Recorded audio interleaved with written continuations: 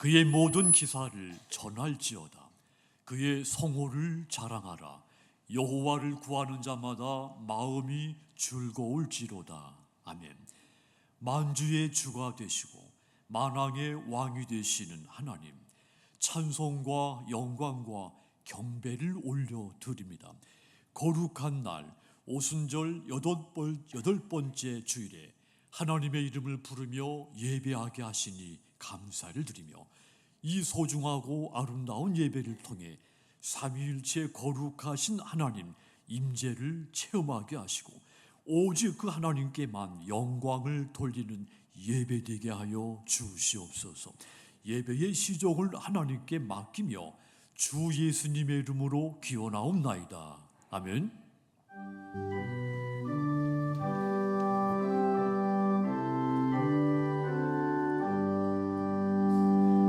전능왕 오셔서 주 이름 찬송케 하옵소서. 영광과 권능의 성부여 오셔서 우리를 다스려 주옵소서.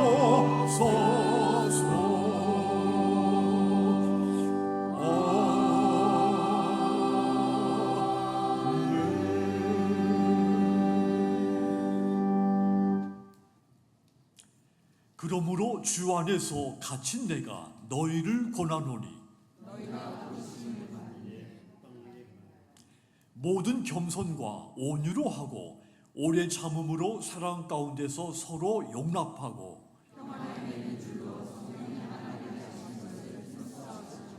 몸이 하나요 성령도 한 분이시니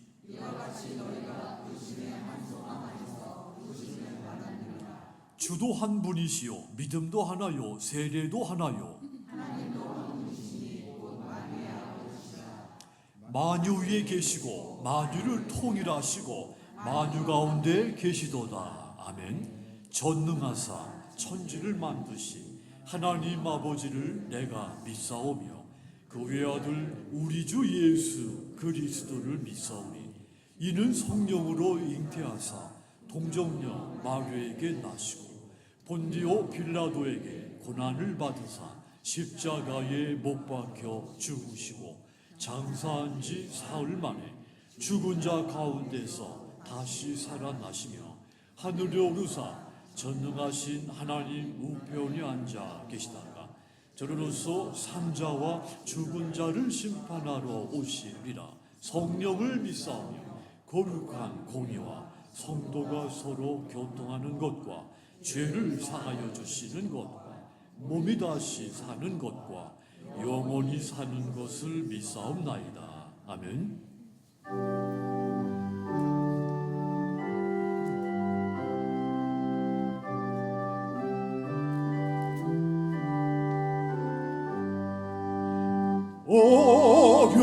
어려운 일 당할 때 나의 믿음 적으나 의지하는 내 주를 더욱 의지합니다.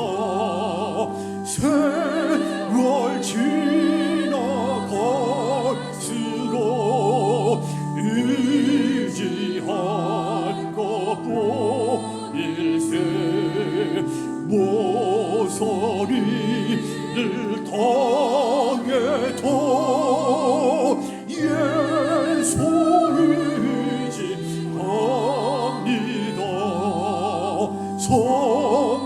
성령께서 내 마음을 밝히 비춰주시니 인도하심 따라서 주만 의지합니다. 세월 지나갈수록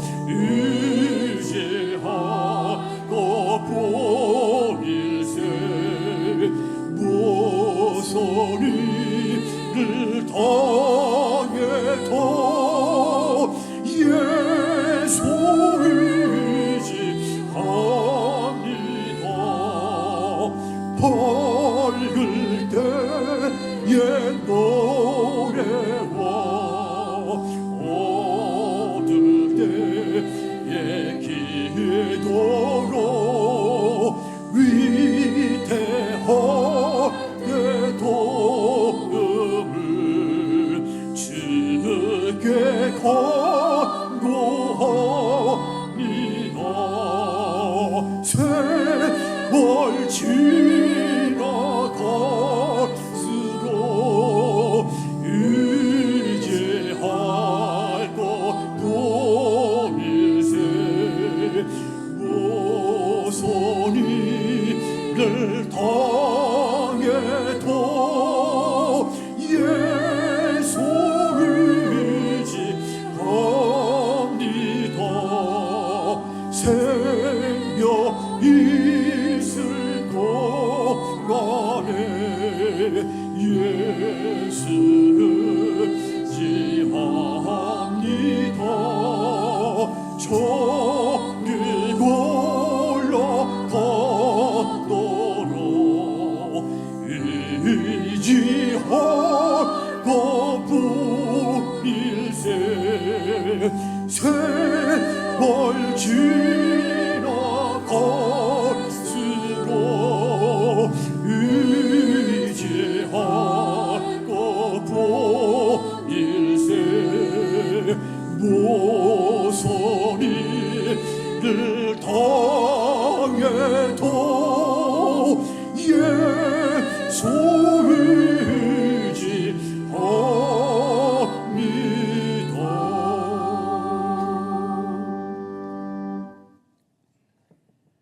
네 창고와 내 손으로 하는 모든 일에 복을 내리시고 네 하나님 여호와께서 내게 주시는 땅에서 내게 복을 주실 것이라. 말씀하신 대로 우리의 창고에 복을 주시고 손으로 하는 모든 일에 복을 주신 은혜를 감사를 드립니다.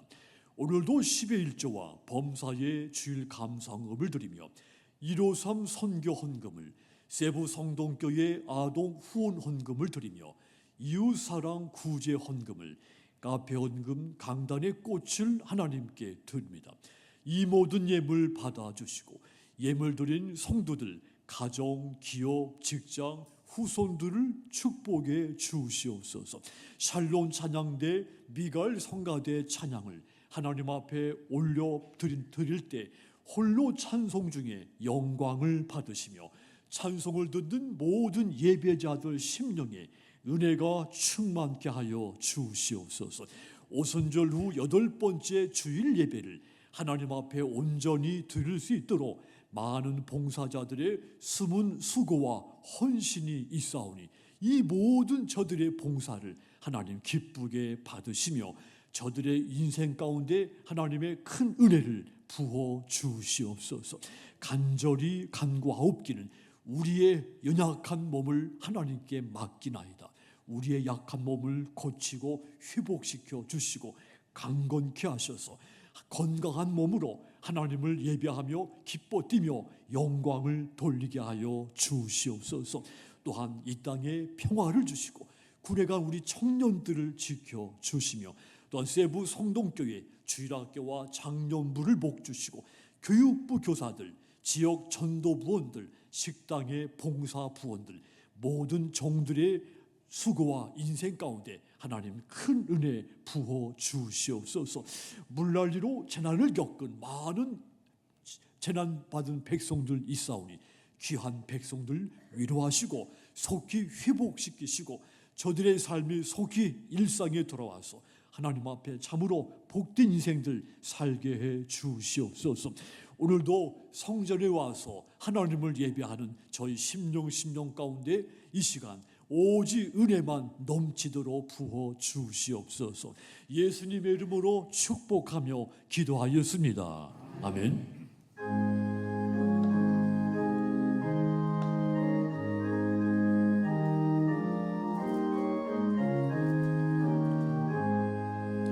주님의 십자가를 내가 지고 주를 따라 갑니다.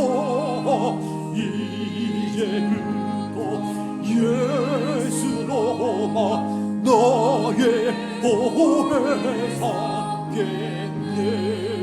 세상 그저 버리려마 모두 잃어버려도 주의 평안 내가 영생 복음을 받겠네.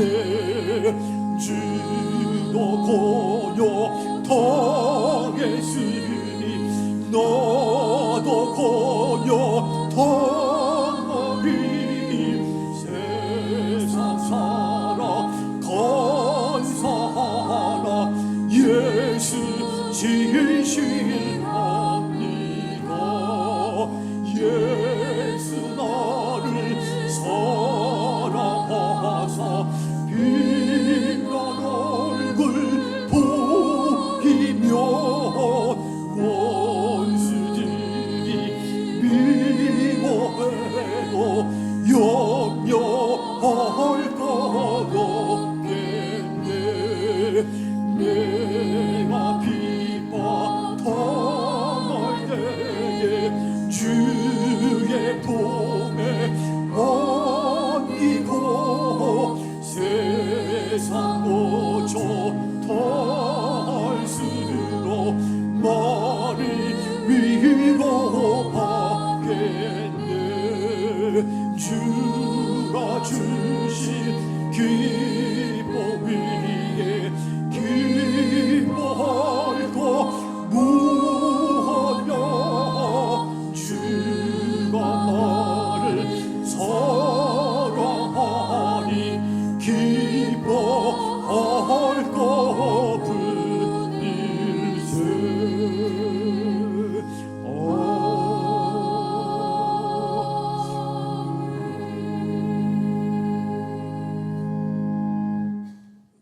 사랑의 하나님 아버지, 새로운 한 달의 첫 주일 주님 앞에 나와 예배드릴 수 있도록 인도하신 은혜에 감사드립니다. 이 자리에 있는 모든 성도들이 주님을 향한 마음으로 모이게 하시고 영과 진리로 드리는 이 예배를 기쁘게 받아 주옵소서. 주님, 입술로는 주님을 사랑한다고 고백하면서도 막상 삶 속에서 온전히 순종하지 못했던 저희의 연약함을 불쌍히 여겨주시고 이 시간 회개의 심령으로 주님 앞에 서게 하여 주시옵소서. 하나님 아버지, 내일부터 3일간 우리 성동교회에서 진행되는 학생부 전국연합 수련회를 주님 손에 올려드립니다. 전국 각지에서 모이는 학생 한 명 한 명을 주께서 기억하여 주시고 그들의 심령 위에 성령의 불이 임하게 하여 주시옵소서. 이 연합 수련회가 단순한 만남의 자리가 아니고 우리의 다음 세대가 하나님을 인격적으로 만나고 자신의 정체성과 사명을 깨닫는 거룩한 영적 전환점이 되게 하옵소서. 수련회를 준비하는 모든 교사들과 학생들, 봉사자들에게 지혜와 체력을 주시고 모든 일정이 질서 있고 은혜롭게 진행되게 하여 주시며 어떠한 사고나 위급함도 없도록 철저히 보호하여 주시옵소서. 또한 이 시대를 살아가는 청소년들이 혼란한 세상 속에서 믿음의 기준을 세우고 세상 속에서도 주님의 사람으로 살아갈 수 있도록 이번 수련회 가운데 말씀과 기도, 찬양의 은혜로 충만하게 채워 주시옵소서. 주님, 우리 성동교회가 이 땅 가운데 하나님의 사랑으로 전하는 도구로 쓰임 받게 하시고 서로를 돌아보며 격려하고 세워주는 공동체가 되게 하옵소서. 병상에 있는 교우들, 몸과 마음이 지치고 삶의 무게가 고통받는 성도들에게 하나님의 위로와 평강이 임하게 하시고 주님 안에서 다시 일어설 수 있는 힘을 부어 주시옵소서. 주님, 이 시간 말씀을 들고 단위에 서시는 담임 목사님께 성령의 충만함을 더하여 주시고 그 입술을 통해 선포되는 말씀이 우리의 영혼을 깨우고 지친 심령을 위로하며 굳어진 마음을 부드럽게 하는 능력의 말씀이 되게 하옵소서. 우리 모두가 그 말씀을 통해 하나님의 뜻을 발견하게 하시고 그 뜻을 이루는 삶을 살아갈 수 있도록 인도하여 주시옵소서. 오늘도 주님께서 이 자리에 함께 하심을 믿사오며 이 모든 말씀 우리 주 예수 그리스도의 이름으로 기도드립니다.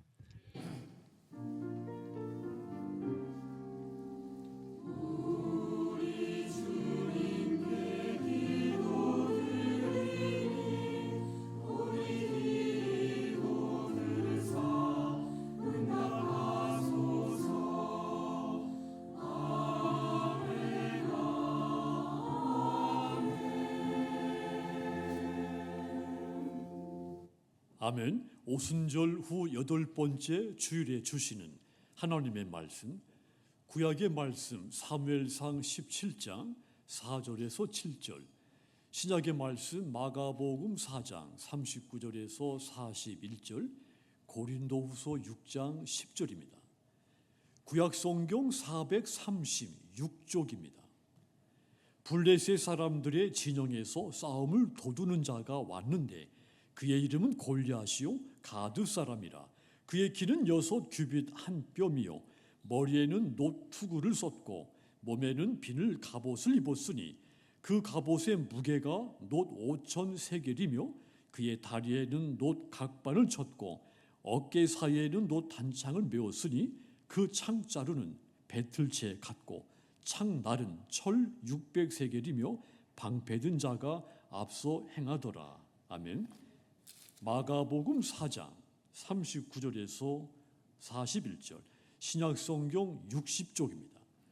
예수께서 깨어 바람을 꾸짖으시며 바다도로 이르시되 잠잠하라 고요하라 하시니 바람이 그치고 아주 잔잔하여 지더라. 이에 제자들에게 이르시되 어찌하여 이렇게 무서워하느냐 너희가 어찌 믿음이 없느냐 하시니 그들이 심히 두려워하여 서로 말하되 그가 누구이기에 바람과 바다도 순종하는가 하였더라. 아멘.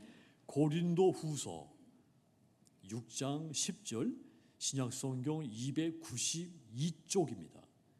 근심하는 자 같으나 항상 기뻐하고 가난한 자 같으나 많은 사람을 부유하게 하고 아무것도 없는 자 같으나 모든 것을 가진 자로다. 아멘.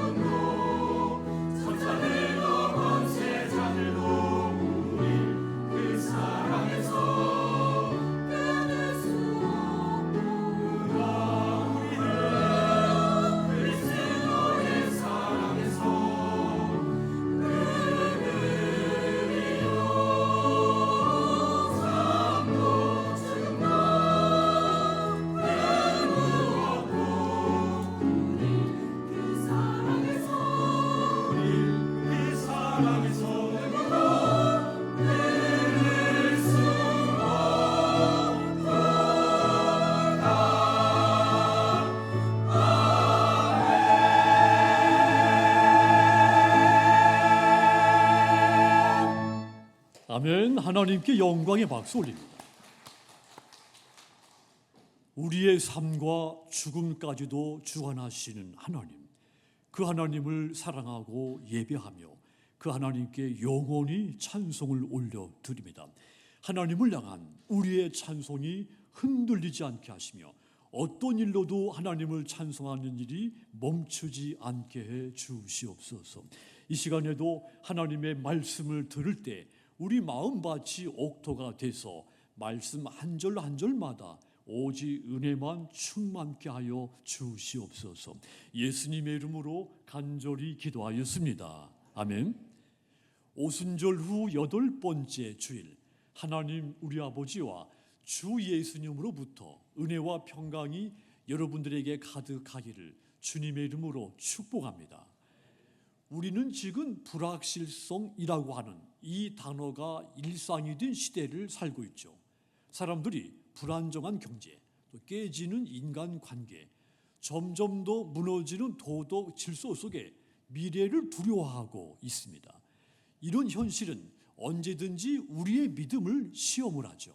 때로는 다윗이 마주한 이 골리앗처럼 우리 앞에 서 있는 위협이 너무 커 보일 때가 있습니다.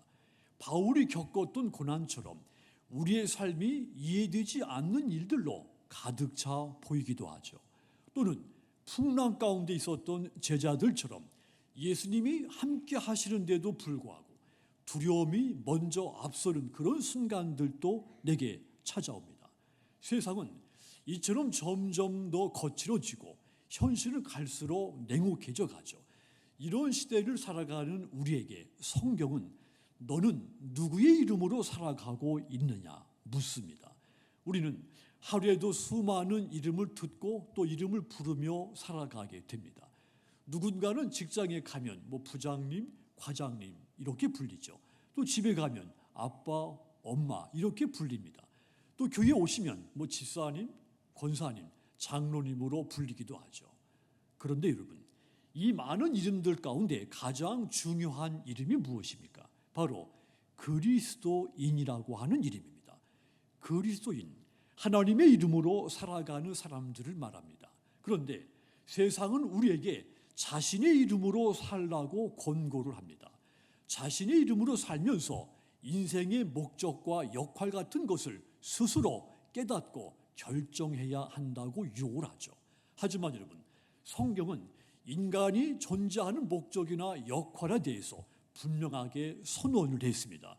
이사야서 43장 21절 보시면 이 백성은 내가 나를 위하여 지었나니, 따라합시다. 나를 찬송하게 하려 함이라. 아멘. 인간이 하나님의 이름으로 살면서 하나님을 찬송하는 것, 곧 하나님의 영광을 나타내기 위해서 하나님이 인간을 지으셨다고 하는 일입니다.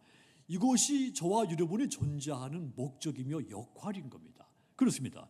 우리는 자신을 스스로 정의하거나 의미를 만들어내는 그런 존재가 아닙니다. 이미 하나님을 찬송하고 그분께 영광을 돌리도록 창조가 된 겁니다. 우리가 크리스찬이라고 하는 이름으로, 하나님의 자녀라고 하는 이름으로, 그리고 그의 백성이라고 하는 이름으로 살아야 하는 겁니다. 우리는 하나님께서 주신 그 이름으로 그분의 정체성, 그분의 목적을 대표하며 살아가는 사람들인 것입니다. 그렇다면 여러분, 하나님께 속한 우리는 어떤 삶을 살아야 될까요? 하나님의 이름으로 사는 사람의 모습은 어떠해야 됩니까? 사무엘상 17장 오늘 구약의 말씀, 다윗이 골리앗 앞에 선 장면이 나옵니다. 또 고린도후서 6장에 보면 바울이 고린도 교회에게 권면하는 말씀이 나오죠. 또 마가복음 4장 오늘 신약의 말씀, 풍랑 앞에 선 제자들의 모습이 나옵니다. 이 세 가지 장면을 떠올려 보시기를 바랍니다. 이 본문들은 서로 다른 시대의 이야기입니다. 그런데 공통적으로 하나님의 이름으로 산다는 것이 무엇인지 선명하게 보여준 장면들입니다. 우리는 거대한 세상의 골리앗 앞에서, 또한 마음을 닫은 그런 사람들 앞에서 어떻게 살아가야 될 것인가? 우리가 하나님의 이름으로 세상의 거센 풍랑 앞에 어떻게 살아가야 될까요? 하나님의 이름으로 산다는 것은, 살기 위해서는 하나님을 의지해야 됩니다. 범사에 모든 일을 놓고 하나님을 의지하고 살아야 하나님의 이름으로 산다 할 수 있습니다.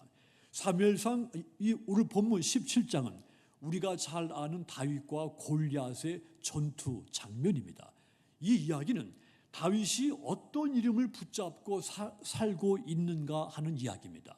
엘라 골짜기, 블레셋과 이스라엘 군대가 대치 중이었던 이 전장에 골리앗이라고 하는 거대한 적이 서 있었습니다. 그의 키는 3m 정도 됩니다. 갑옷과 무기, 철로 된 중무장을 하고 있었습니다. 그의 언행, 조롱과 도발로 가득 차 있었습니다. 이스라엘 군사들 그 골리앗 앞에 꼼짝 못하고 있었죠. 골리앗은 자신의 힘을 믿고 이스라엘을 마음껏 모욕했습니다. 사무엘상 17장 8절 보시면 그가 서서 이스라엘 군대를 향하여 외쳐 이르되 너희가 어찌하여 나와서 전열을 벌였느냐? 나는 블레셋 사람이 아니며 너희는 사울의 신복이 아니냐? 너희는 한 사람을 택하여 내게로 내려보내라. 한마디로 이 골리앗의 말, 사울의 졸개들이여 너희가 전열을 갖췄다면 뭐 어쩌겠다는 말이냐?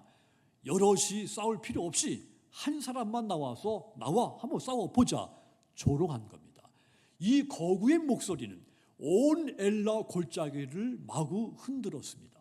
그래서 사무엘상 17장 11절 보면 사울과 온 이스라엘이 블레셋 사람의 이 말을 듣고 놀라 크게 두려워하니라 그랬습니다. 이스라엘 군사들이 크게 놀라서 두려움에 빠졌다는 이야기입니다. 여기서 중요한 표현, 사울과 온 이스라엘, 이 표현입니다. 이스라엘 백성들의 이 정체성, 그들이 하나님의 이름으로 사는 하나님의 백성이라는 뜻입니다. 그런데 이 하나님의 백성들, 하나님의 이름으로 사는 사람들, 이들이 골리앗의 위침 앞에 마음이 무너져 버리고 만 겁니다. 그들이 두려웠던 이유, 눈앞에 펼쳐진 그 현실을 봤기 때문입니다. 자신들이 부족하고 자신들이 열세고 또 자신들이 가지고 있는 무기들 열악하고 위축된 자기 자신들의 사기만 바라본 겁니다. 하나님의 이름으로 사는 하나님의 백성이라고 하는 이 신앙적인 자기 인식이 사라져 버려 있었던 겁니다. 세상의 눈으로 자신을 바라보았던 겁니다. 모든 두려움은 그 순간 시작이 되는 겁니다. 그러면 여러분, 저와 여러분은 어떻습니까? 세상은 너는 평범한 직장인일 뿐이다. 너는 무능한 부모야. 너는 실패한 사람이다. 세상은 끊임없이 우리를 깎아내립니다. 우리가 세상에서 받는 이런 평가 앞에서 하나님의 이름으로 사는 사람으로서 정체성을 붙들지 않으면 우리 똑같이 이 이스라엘 백성들처럼 두려움에 굴복하게 되는 겁니다. 이스라엘 군사들, 세상적인 기준으로 골리앗을 보았고, 그래서 이 골리앗이 걸어오는 그 싸움에 싸워보지도 전에 지레 겁을 먹고 두려움에 빠지게 됐던 겁니다. 그런 상황에서 소년 다윗이 등장을 한 겁니다. 다윗은 아버지의 심부름으로 전쟁터에 나가 있는 형들에게 음식을 가져다 주러 온 소년이었죠. 양을 치던 목동 다윗, 그의 손에는 칼도 창도 없었습니다. 무기도 없고 군 경험도 전무했습니다. 그런 다윗, 골리앗 앞에서 두려워하고 있는 이스라엘의 군사들을 보며 마음이 불편했습니다. 사무엘상 17장 26절 보시면 다윗이 곁에 서 있는 사람들에게 말하여 이르되 이 블레셋 사람을 죽여 이스라엘의 치욕을 제거하는 사람에게는 어떠한 대우를 하겠느냐? 이 할례받지 않은 블레셋 사람이 누구이기에 살아계시는 하나님의 군대를 모욕하겠느냐 했습니다. 살아계신 하나님의 군대가 죽은 신 다곤을 숭배하는 자 앞에서 떨고 있느냐 하는 겁니다. 똑같은 상황에 직면했지만 이스라엘 군사들과 다윗의 시각은 너무도 달랐던 겁니다. 지금 사울 왕을 비롯해서 이스라엘 군사들, 골리앗의 키, 그가 들고 있는 무기에 압도돼 있었습니다. 그런데 다윗의 눈에는 그런 것이 보이지 않은 겁니다. 다윗의 눈에 보이는 것은 그저 키 큰 다곤 숭배자, 그냥 그 사람 한 사람뿐이었습니다. 이스라엘 군사들은 골리앗의 덩치, 무기만 바라보며 두려움에 빠졌지만 다윗은 하나님의 이름이 모욕당하고 있는 현실을 받고 그 사실에 분노를 한 겁니다. 우리가 세상을 살다 보면 단순한 문제를 어렵고 복잡하게 푸는 사람이 있는가 하면 반대로 어렵고 복잡한 문제를 단순하게 푸는 사람이 있습니다. 다윗은 후자인 사람인 것으로 여겨집니다. 다윗이처럼 어렵고 복잡한 문제를 단순하게 풀 수 있었던 것은 그의 내면 속에 하나님이 계셨기 때문입니다. 그는 나는 하나님의 이름으로 사는 하나님의 백성이라고 하는 정체성이 확고해 있었기 때문인 겁니다. 사무엘상 17장 45절 보시면 다윗이 블레셋 사람에게 이르되 너는 칼과 창과 단창으로 내게 나오거니와 나는 만군의 여호와의 이름 곧 네가 모욕하는 이스라엘 군대에 따라합시다. 하나님의 이름으로 네게 나아가노라. 아멘. 하나님의 이름, 여호와의 이름, 이 한 문장에서 두 번이나 반복이 됐습니다. 다윗이 자기 신분이나 조건이 아니라 자기가 속한 하나님 안에서 하나님의 이름으로 사는 사람이라고 하는 확고한 믿음이 그에게 있었다는 뜻입니다. 그가 의지한 것, 무기가 아니라 하나님이었다는 뜻입니다. 그래서 이 전쟁이 여호와께 속했다는 확신을 갖고 하나님을 의지하고 그분의 이름을 붙들고 나아간 겁니다. 사랑하는 여러분, 우리 앞에도 골리앗이 서 있습니다.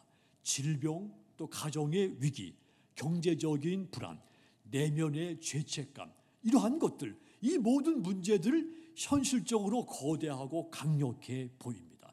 하지만 여러분, 하나님의 이름으로 사는 사람은 눈앞에 보이는 현실을 기준으로 판단하지 않고 하나님을 의지하며 결단을 내는 사람들입니다. 지금 여러분 인생 앞에 서 있는 골리앗이 무엇입니까? 하나님의 이름으로 맞서 싸우고 계십니까? 하나님을 의지하고 있습니까? 아니면 두려움에 사로잡혀 있습니까? 다윗은 하나님의 이름으로 나아갔고 결국 승리를 했습니다. 이 승리, 인간적인 전략으로 승리한 것이 아니라 전적으로 하나님의 이름으로 사는 사람으로서 하나님을 의지했기 때문에 하나님이 승리의 열매를 그에게 준 겁니다.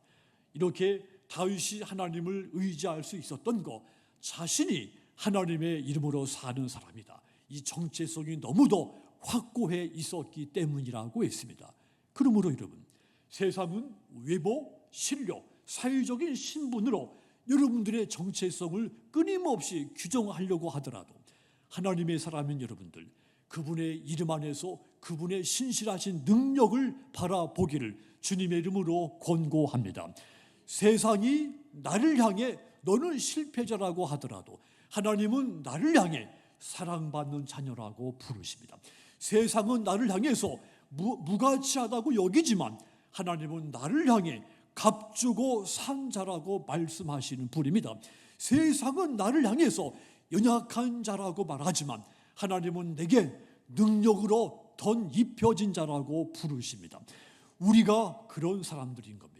사랑받는 자녀, 값주고 산 자, 능력으로 던 입혀진 자, 이것이 하나님의 이름으로 사는 저와 여러분의 정체성인 것입니다. 그래서 우리는 두려워할 필요가 없는 겁니다. 내 앞에 골리앗이 서 있어도 그를 두려워할 필요가 없는 겁니다. 하나님을 의지하고 하나님의 이름으로 맞서면 되는 겁니다.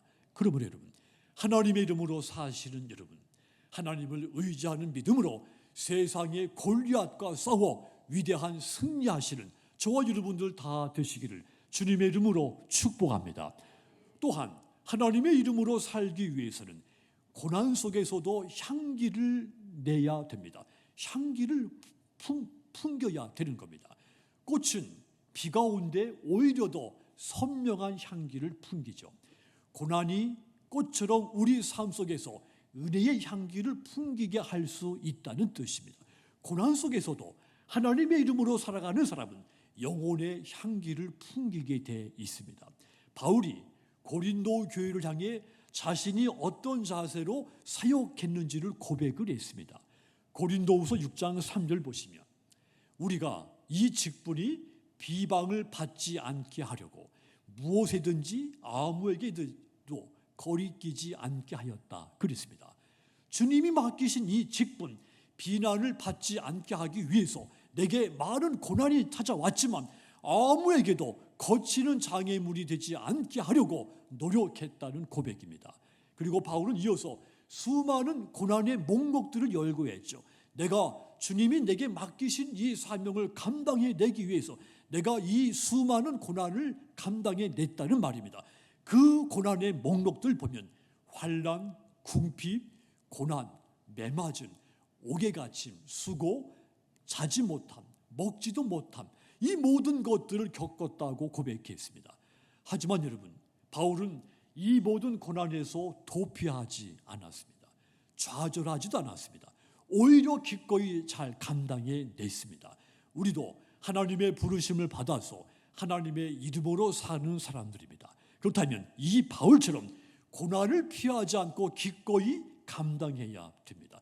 우리도 이 땅에 살면서 여러 가지 어려운 일들에 부딪힐 수 있습니다. 경제적인 궁핍을 만날 수 있고 가족 간의 갈등도 생길 수 있습니다. 신앙의 자유를 인정하지 않는 그런 직장, 그런 내 주변의 삶의 환경에 빠질 수도 있습니다. 수많은 장애물을 마주칠 수 있습니다. 하지만 하나님의 이름으로 사는 사람, 이런 상황에서도 믿음을 포기하지 않아야 됩니다. 바울은 고난의 무게에 짓눌리지 않았습니다. 견딜 수 없는 고난이 컸지만 그 무게에 짓눌려서 포기하지 않았습니다. 오히려 고난이 하나님의 은혜, 하나님의 이름을 드러내는 통로가 되게 만들었습니다. 고린도후서 6장 6절과 7절 보시면 깨끗함과 지식과 오래 참음과 자비함과 성령의 감화와 거짓이 없는 사랑과 진리의 말씀과 하나님의 능력으로 의의 무기를 좌우에 가지고 그랬습니다. 이런 태도가 하나님의 이름으로 사는 사람의 모습인 겁니다. 바울은 고난 속에서도 향기를 내뿜는 사람, 복음의 향기를 풍기는 그런 사람이었다는 뜻입니다. 바울은 또 이렇게 고백했죠. 고린도후서 6장 10절, 오늘 본문입니다. 우리 같이 함께 읽겠습니다. 근심하는 자 같으나 부유하게 하고 아무것도 없는 자 같으나 모든 것을 가진 자로다. 아멘. 바울이 고난 가운데서도 하나님의 이름을 의지했기 때문에 기쁨을 잃지 않았다는 고백입니다. 그의 삶은 세상적으로는 실패자같이 보였습니다. 하지만 실제로는 하나님의 나라의 향기를 가장 진하게 풍긴 사람이었던 겁니다. 성도 여러분, 고난은 우리의 믿음을 말라가게 만들기도 합니다. 하지만 여러분, 하나님의 이름으로 사는 사람은 오히려 이 고난을 통해 믿음이 더 깊어지고 영혼의 향기가 더 짙어지게 되는 겁니다. 좋은 때만 감사하는 믿음은 얕은 믿음입니다. 고난에도 감사하는 것이 깊은 믿음인 겁니다. 그러면 여러분, 고난으로 이 고난을 피하려고만 하지 말고 그 속에서 이 고난 때문에 오히려 더 하나님 나라의 향기, 복음의 향기를 더 풍기는 법을 배워야 됩니다. 때로 믿음이 내가 겪고 있는 이 고난의 현실을 바꾸지 않을 수도 있습니다. 하지만 하나님의 이름으로 사는 사람은 고난을 견뎌내며 이 고난이 향기를 풍기게 만드는 사람들입니다. 그러므로 여러분, 하나님의 이름으로 사는 사람답게 고난 중에서도 향기를 풍기심으로써 내가 무명한 자이지만 유명한 자가 되시는 저와 여러분들 다 되시기를 주님의 이름으로 축복합니다. 또한 하나님의 이름으로 살기 위해서는 풍랑을 만나지만 그 속에서도 평안을 누릴 수 있어야 됩니다. 예수님이 제자들과 함께 배를 타고 갈릴리 호수 건너편으로 가는 중이었죠. 그런데 갑자기 돌풍이 불어서 배가 파손될 지경이 됐습니다. 파도가 배에 부딪혀 들어오고 배가 물에 잠들 지경에 이르게 된 겁니다. 그런데 그 위기 때 예수님은 뱃머리에 잠들어 계셨습니다. 풍랑 가운데서도 영원히 평안하신 것입니다. 하지만 이 제자들은 달랐습니다. 제자들은 마치 골리앗 앞에 선 이스라엘 군사들처럼 우리가 죽게 됐다며 두려움에 사로잡혀 있었습니다. 두려운 제자들, 잠드신 예수님께 소리를 질렀죠.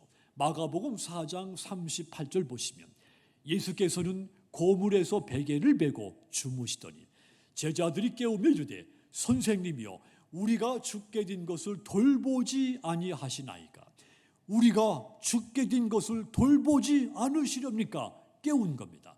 예수님께서 일어나시며 바람을 향해 잠잠하라 고요하라 꾸짖었습니다.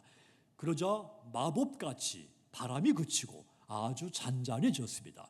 예수님은 바다를 잠잠하게 하신 다음에 마가복음 4장 40절에 보면 이에 제자들에게 이르시되 어찌하여 이렇게 무서워하느냐 너희가 어찌 믿음이 없느냐. 제자들을 꾸짖었습니다. 어찌하여 이렇게 무서워하느냐 아직도 믿음이 없느냐 책망을 하신 겁니다. 이 말씀은 풍랑이 문제가 아니라는 뜻입니다. 믿음이 흔들리는 것이 문제라는 것을 드러낸 겁니다. 그렇습니다. 위기는 밖으로부터 오는 것이 아니라 내 내면에서 시작이 되는 겁니다. 예수님은 처음부터 배 안에 계셨습니다. 하지만 제자들은 눈앞에 일고 있는 그 현실, 그것을 보고 두려움에 빠진 나머지 배 안에 계신 예수님, 자신들 곁에 계신 예수님이 계신다는 사실을 까마득히 잊고 있었던 겁니다. 풍랑을 이기는 비결은 배 안에 예수님이 계신다고 하는 것을 믿는 데 있는 겁니다. 풍랑이 거칠어도 예수님과 함께라는 것을 깨닫는 순간 평안을 누릴 수 있는 겁니다. 그런데 제자들이 이 믿음에 이르지 못해서 그 풍랑 앞에 두려움에 사로잡히게 됐던 겁니다. 과거 엘라 골짜기에도 하나님이 계셨습니다. 문제는 이스라엘 백성들에게 이 하나님을 향한 이스라엘 군사들이 그 하나님을 향한 하나님이 지금 이곳에 계신다고 하는 믿음이 없었던 겁니다. 그래서 골리앗을 보고 두려움에 떤 겁니다. 전쟁에 승리하는 비결도 하나님의 이름을 의지하는 데 있는 겁니다. 성도 여러분, 하나님의 이름으로 사는 사람, 풍랑 없는 삶을 살아가는 사람이 아닙니다. 풍랑 속에서도 하나님의 인재를 믿고 하나님이 함께 이 풍랑 속에서도 함께 계심을 믿고 평안을 누리는 사람, 그가 하나님의 이름으로 사는 사람인 것입니다. 오늘 우리 삶에도 풍랑은 있습니다. 자녀 문제, 직장의 위기, 또 질병과 외로움, 또 미래에 대한 불확실성, 이런 모든 것들은 우리 인생의 풍랑입니다. 끊임없이 이런 풍랑들을 우리 앞에 찾아옵니다. 하지만 여러분, 하나님의 이름은 그 풍랑보다 더 큽니다. 우리가 하나님의 이름을 믿고 의지한다면 그 이름이 우리 안에 이 풍랑이 커 보여도 평안을 누리게 만드시는 겁니다. 조용경 작가가 쓴 인생의 절정에 다다른 그대가 한 번쯤 기억해야 할 것, 이런 제목이 긴데 이 책에서 제가 공감 가는 이야기, 몽골의 초원에 피어나는 온갖 들꽃들 왜 그렇게 아름다운 색으로 피어날까? 왜 그렇게 진하고 멋진 향기를 풍기며 피어날까? 이렇게 물었습니다. 몽골 초원의 들꽃들, 거친 바람에서 살아남으려면 벌과 나비를 이 꽃들이 나비를 불러 모아야 됩니다. 그러려면 더 아름답고 더 향기 진하게 뿜어내야 된다는 겁니다. 초원의 거친 바람이 들꽃들로 하여금 오히려 더 절실하게 벌과 나비를 기다리게 만들고 그래서 더 아름답고 향기로운 꽃이 될 수 있다는 말입니다. 마찬가지입니다. 하나님의 이름으로 사는 저와 여러분, 몸부림치도록 거친 현실, 그 속에서 하나님을 더 절실하게 찾고 마침내 평안을 누릴 수 있게 되는 겁니다.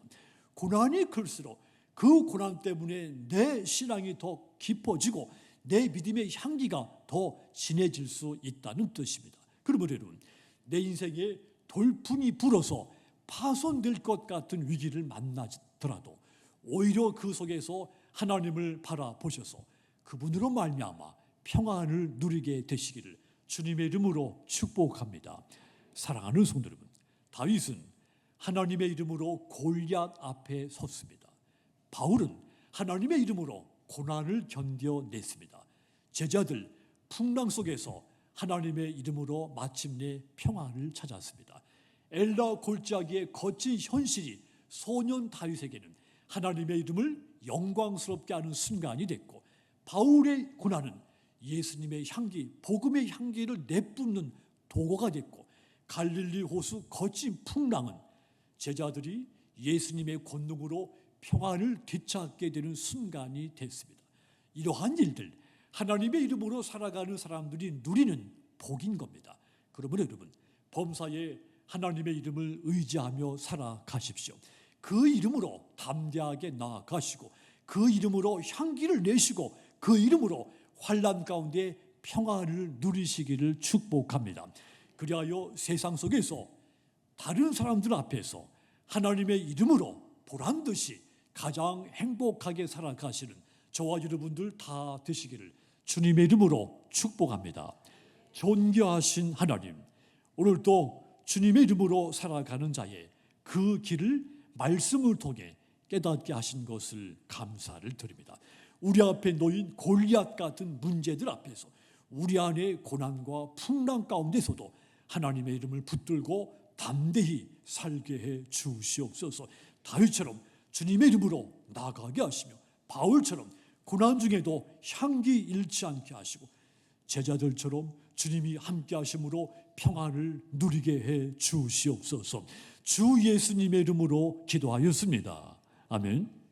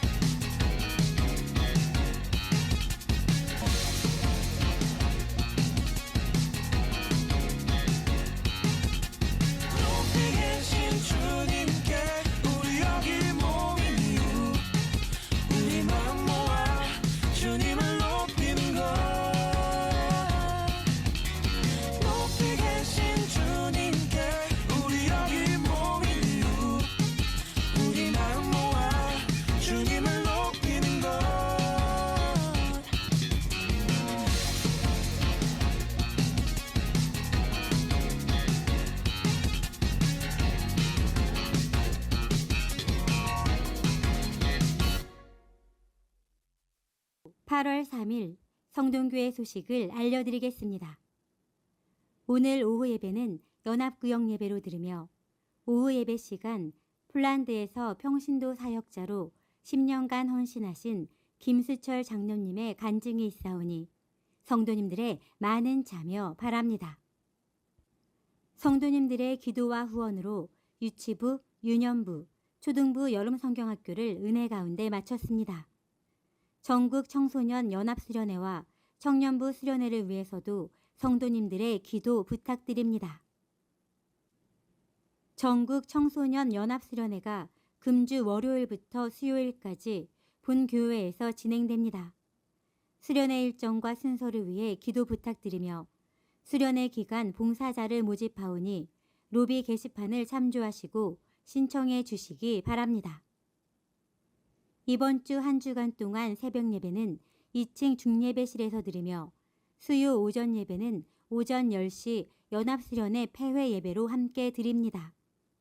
전국 청소년 연합수련회의 모든 예배 및 특강은 교회 성도님들도 참여하실 수 있습니다. 일정표를 참조하시고 참여하셔서 많은 은혜 누리시길 바랍니다. 올해 효도관광은 9월 25일 목요일로 예정되어 있습니다. 70세 이상 시니어분들 모두 참여 가능하며, 장소 예약으로 인해 오늘부터 다음 주일 8월 10일까지 신청을 받습니다. 시니어분들의 많은 참여 바랍니다. 교우 소식을 알려드리겠습니다. 조재현, 김정구 성도님께서 등록하셨습니다. 모임을 알려드리겠습니다. 다음 주일에는 여성교회 모임이 있습니다. 셋째 주일에는 남성교회 모임이 있습니다. 한 주간도 승리하시는 성동 모든 가족들 되시길 바랍니다. 아멘. 오늘 오후 예배는 우리 김수철 장로님 폴란드에서 평신도 선교 사역을 정말 헌신적으로 하신 그 현장에서 있었던 이야기를 좀 우리 간증을 좀 해달라고 부탁을 해서 오늘 오후에 예배 때 간증이 있습니다. 여러분 많이 참여해서 우리 그 장로님이 그 먼 곳에서 어떻게 사역을 했는지 함께 은혜를 받고 또 선교에 대한 비전도 생기게 되기를 바랍니다. 그리고 이제 내일부터 이제 우리 청소년 연합 수련회 새벽 예배가 내일부터는 여기서 안 하고 중예배실 청년부 예배실에서 새벽 예배가 있습니다. 새벽 예배 오시는 분들 장소 차고 없도록 하시고 또 수요일 예배가 우리가 드리고 있는 예배로 드리지 않고 이 학생들 폐의 예배 그냥 그 같이 드립니다. 참석하실 분들은 수요일 날 10시에 오시면 우리 청소년들하고 폐의 예배를 함께 드릴 수 있고 또 이번에 수련회 중에 저녁 집회 또 2단 특강 또 저녁 집회 이 시간들은 우리 장년부들도 와서 들을 수 있는 그런 시간들입니다. 여러분들이 그 시간 오셔가지고 청소년들하고 함께 어울리면서 말씀의 은혜도 받도록 하십시오. 효도관광 오늘 또 다음 주 꼭 신청해 주시고 그리고 어제는 우리 조아라 집사님 또 임강혁 그 성도님 두 분이 결혼식을 잘 했습니다. 만나시면 다시 한번 축하해 주십시오. 자, 우리 옆 사람 인사입니다. 행복하십시오. 인사입니다. 행복하십시오. 다 같이 일어나셔서 폐의송을 부르고 예배를 마칩니다.